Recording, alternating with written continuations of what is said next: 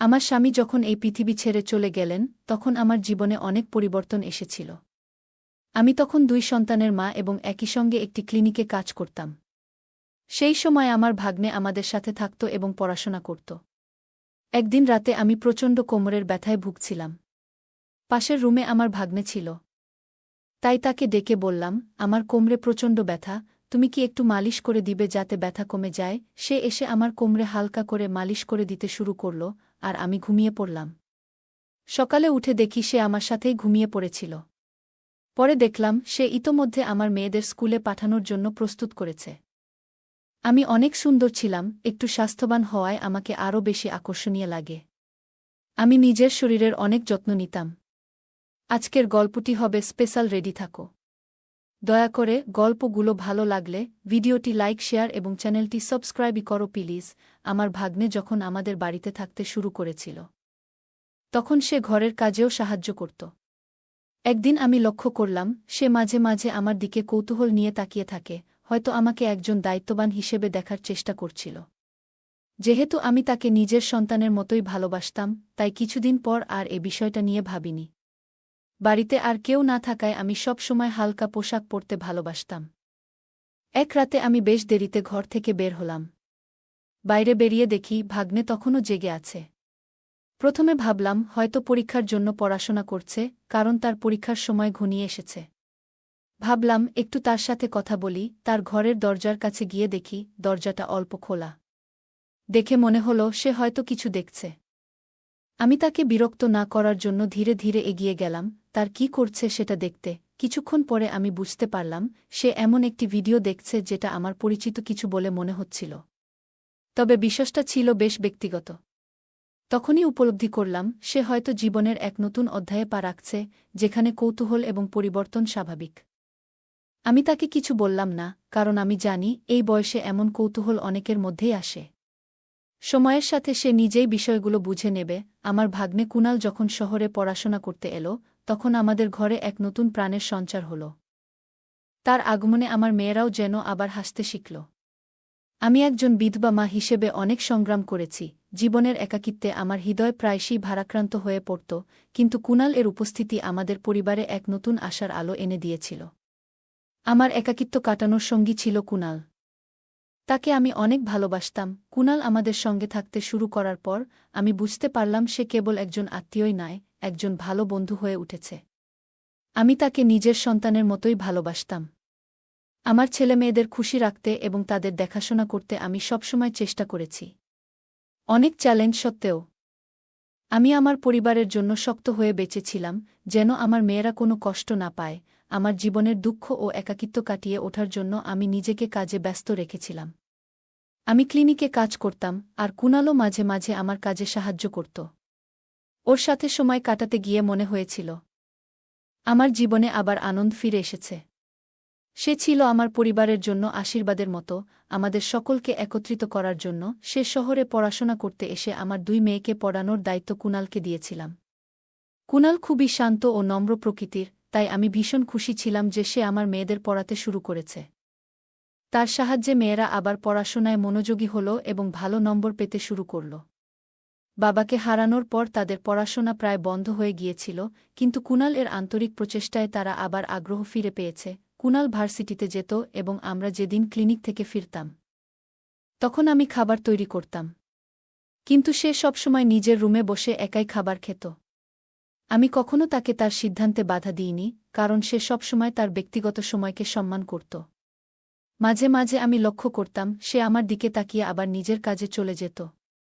তার আচরণে একটা অদ্ভুত কিছু ছিল। তবে আমি কখনোই তাকে তার ব্যক্তিগত জীবন নিয়ে প্রশ্ন করিনি। কুনাল আমাদের সাথে থাকতে এসে পরিবারের এক সদস্যের মতো হয়ে উঠেছিল। ঘরের ছোটখাটো কাজ, বাজার করা, এমনকি মাঝে মাঝে ঘর পরিষ্কার করাও সে নিজেই করত। এতে আমার মনে পড়ে গেল আমার অতীতের প্রিয়জনের কথা, যে আমার জীবনে একইভাবে একটি গুরুত্বপূর্ণ স্থান দখল করেছিল। দুজনের মধ্যে কিছু মিল থাকলেও কুনাল তার নিজের মতো একজন সৎ, দায়িত্বশীল মানুষ ছিল। আমার জীবনের অতীত স্মৃতি কুনালের উপস্থিতির সাথে মিলেমিশে এক নতুন রঙে রাঙিয়ে তুলেছিল, এবং আমি তার প্রতি কৃতজ্ঞ ছিলাম যে সে আমাদের জীবনকে আবার নতুন আলোয় পূর্ণ করেছিল। আমি আর আমার স্বামী সুনীল যখন প্রথম একে অপরের সাথে পরিচিত হলাম তখন আমাদের সম্পর্কের মধ্যে ধীরে ধীরে এক গভীর বন্ধন তৈরি হয়েছিল। আমরা একে অপরের প্রতি ভালোবাসা ও বিশ্বাসের মাধ্যমে জীবনের সব বাধা অতিক্রম করেছিলাম। বিয়ের আগে থেকেই আমরা শহরে থাকার পরিকল্পনা করেছিলাম, কারণ গ্রামে থাকার চেয়ে শহরে আমাদের জন্য জীবনটা অনেক সহজ ছিল। আমার মেয়েদের ভালোভাবে বড় করার জন্য আমার স্বামী সবসময় আমার পাশে থেকেছেন। সুনীল ছিল আমার জীবনের সবচেয়ে প্রিয় ব্যক্তি, যাকে হারানোর পর আমার জীবনে অনেক শূন্যতা সৃষ্টি হয়। তার মৃত্যুর পর আমি প্রতিশ্রুতি দিয়েছিলাম যে আমি আমাদের সন্তানদের সবসময় ভালোভাবে লালনপালন করব এবং তাদের কোনো অভাব বুঝতে দেব না। কুনাল তখন আমাদের জীবনে প্রবেশ করেছিল। আমি তার দায়িত্ব নিলাম এবং তাকে আমাদের পরিবারের একজন সদস্য হিসেবে গ্রহণ করলাম। যখন তার বাবা হঠাৎ করে আমাদের ছেড়ে চলে গেলেন, তখন কুনালকে নিজের কাছে রাখার সিদ্ধান্ত নিই। আমি তাকে আমাদের বাড়িতে নিয়ে এলাম, যাতে সে আমাদের সাথে থেকে পড়াশোনা করতে পারে এবং পরিবারের একজন হিসেবে বেড়ে উঠতে পারে। কুনাল যখন প্রথম আমাদের সাথে থাকতে শুরু করেছিল, তখন সে খুবই লাজুক ছিল। হোস্টেলে না থেকে আমাদের সাথে থাকার সিদ্ধান্ত নেওয়ার পরেও আমি লক্ষ্য করলাম যে সে আমাদের সাথে মিশতে একটু দ্বিধাগ্রস্ত ছিল। প্রথম ৩ মাসেও সে খুব কম কথা বলত এবং যখনই আমি তার সাথে কথা বলার চেষ্টা করতাম, সে বিনীতভাবে তার রুমে ফিরে যেত। আমার মেয়েরাও প্রথমে একটু হতাশ হয়েছিল, কারণ তারা আশা করেছিল কুনাল তাদের সাথে আরও বেশি সময় কাটাবে। ছোট মেয়ে জান্নাত বিশেষভাবে তার সান্নিধ্য চেয়েছিল এবং কুনালকে ভাইয়ের মতোই ভালোবাসা দিত। যদিও আমি আমার শরীরের অসুস্থতা নিয়ে কাউকে কিছু বলিনি, তবে আমি বুঝতে পারছিলাম যে আমার স্বাস্থ্যের অবস্থা খারাপের দিকে যাচ্ছে। কিন্তু আমি আমার দায়িত্বগুলো ঠিকঠাকভাবে পালন করতে চেয়েছিলাম, তাই আমি কাজ চালিয়ে যেতে থাকলাম। কুনালের ব্যবহারে দিন দিন কিছুটা পরিবর্তন লক্ষ্য করলাম। সে বেশিরভাগ সময় তার রুমে একাই থাকত এবং বাইরে খুব কমই আসত। আমি ভেবেছিলাম হয়তো তার ভার্সিটির পড়াশোনা নিয়ে অনেক চাপ রয়েছে, তাই নিজেকে সেই চাপ থেকে মুক্ত করার জন্য তার একটু একা সময় কাটানোর প্রয়োজন। তবে তার বয়স মাত্র ২০ বছর এবং আমার দায়িত্ব ছিল তার খেয়াল রাখা। শহরের জীবন একজন কিশোরের জন্য কখনো কখনো চ্যালেঞ্জিং হতে পারে, বিশেষ করে যারা গ্রামের পরিবেশ থেকে এসেছে। আমি সবসময় চেয়েছিলাম কুনাল যেন সঠিক পথে থাকে এবং আমার নিজের পরিবারের অংশ হিসেবে সে যেন ভালোভাবে বড় হয়। তাই আমি সবসময় চেষ্টা করেছি তাকে বোঝার এবং তার সঙ্গে ধীরে ধীরে একটি বন্ধুত্বপূর্ণ সম্পর্ক গড়ে তোলার।